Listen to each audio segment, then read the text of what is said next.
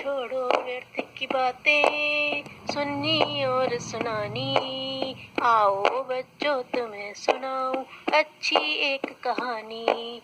सुनो कहानी, सुनो कहानी, सुनो कहानी, आओ सुनो कहानी। बच्चों, आज हम सुनेंगे कहानी चमत्कारी दीपक की कथा। महात्मा जिलानी की प्रसिद्धि दूर दूर तक फैली थी। उन जैसा विद्वान और सदाचारी व्यक्ति ढूंढे भी न मिलता था। देखा जाता है कि कुछ व्यक्ति विद्वान तो बहुत होते हैं, पर नैतिक आचरण की दृष्टि से गुणी नहीं होते। वे भूल जाते हैं कि ज्ञान की शोभा सदाचरण से ही है। सदाचार के अभाव में ज्ञान भी निरर्थक बन जाता है। पर जिलानी इसके अपवाद थे। एक बार महात्मा जिलानी के नगर के अनेक संभ्रांत व्यक्ति और सामान्य जन आए। उन्होंने निवेदन किया, महाराज, महात्मन, आप बड़े ज्ञानी हैं। वैसे भी आप धन्य हैं, क्योंकि आपका समय श्रेष्ठ कार्यों में लगता है। आप परोपकार, ईश्वर चिंतन और सद्ग्रंथों के अध्ययन में लगे रहते हैं।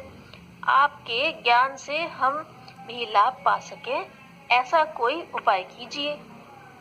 जिलानी बोले, पुत्रों, मेरी कुटिया का द्वार तुम सबके लिए सदैव खुला हुआ है।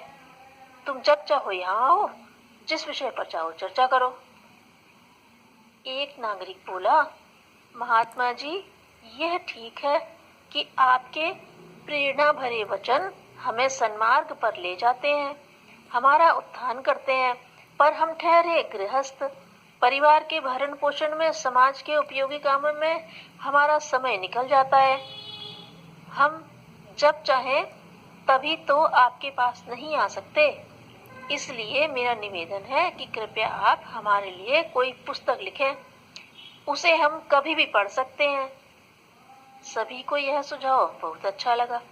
जिलानी ने भी यह कार्य प्रसन्नता से स्वीकार किया। ज्ञान की उपयोगिता भी इसमें है कि वह किसी के काम आए।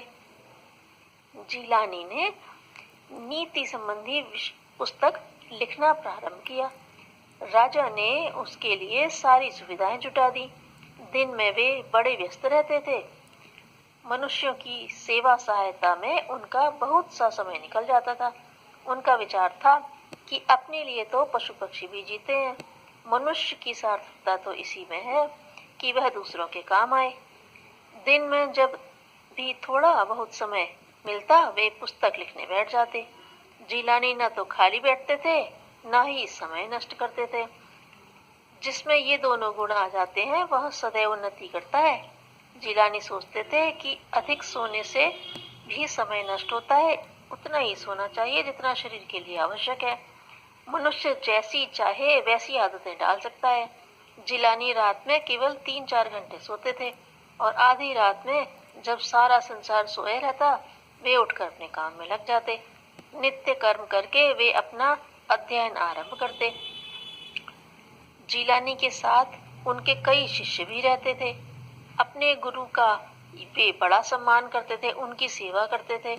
गुरु का प्रत्येक कार्य उनके लिए अनुकरणीय था। उनके कार्यों को वे ध्यान से देखते थे।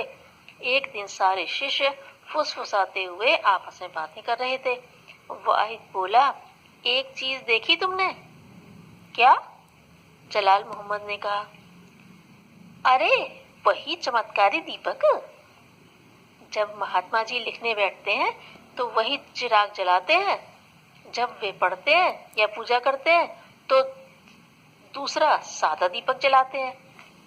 साबिर, जो अब तक धैर्य से उनकी बातें सुन रहा था, बोला, अच्छा, अब बात समझ में आई कि वे इतना अच्छा क्यों लिखते हैं। वे जो कुछ लिखते हैं वह सीधा हमारे दिल दिमाग पर असर डालता है। इसका कारण वही चमत्कारी दीपक है, और इसलिए वे इतना जल्दी जल्दी लिख जाते हैं। हम तो इतनी देर में बात सोचते ही रह जाएंगे और उनका पूरा पन्ना भी भर जाता है। अब्दुल्ला कहने लगा।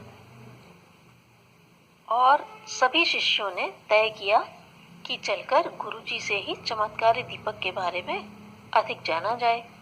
साबिर और नाहिद तो यह भी सोच रहे थे कि महात्मा जी से हम उस दीपक को जलाकर लिखने की आज्ञा लेंगे।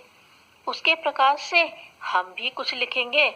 हम भी जो कुछ लिखेंगे वह उतना ही प्रभावशाली होगा जितना स्वयं महात्मा जिलानी का लिखा हुआ होता है। साबिर आगे बढ़कर बोला, गुरुजी, आप वह दीपक जलाकर ही तो लिखते हैं। आप जब भजन करते हैं या पढ़ते हैं तब तो उसे बुझाकर दूसरा दीपक जलाते हैं। अब जिलानी जी की समझ में सारी बात आ चुकी थी। वे बोले, पुत्रों, तुम उन 2 दीपकों का रहस्य नहीं समझे। कोई भी दीपक चमत्कार पूर्ण नहीं है। बात सिर्फ इतनी सी है कि मैं जब पुस्तक लिखता हूँ तो वह दीपक जलाता हूँ जिसे राजा साहब ने भेजा है। मुझे लिखने में कोई परेशानी ना हो इसलिए उनका दरबारी चिराग, तेल, कागज, कलम आदि दे गया था। जब मैं अपना काम करता हूँ तब उस दीपक को बुझा देता हूँ।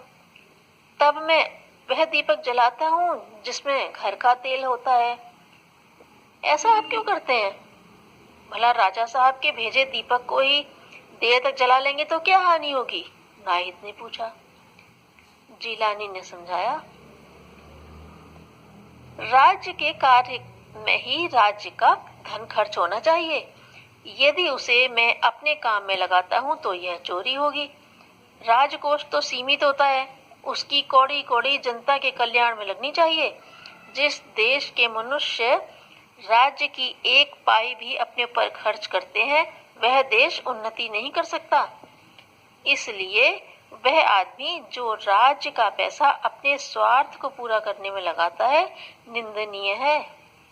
महात्मा जी की बात सुनकर शिष्यों का सिर श्रद्धा से झुक गया।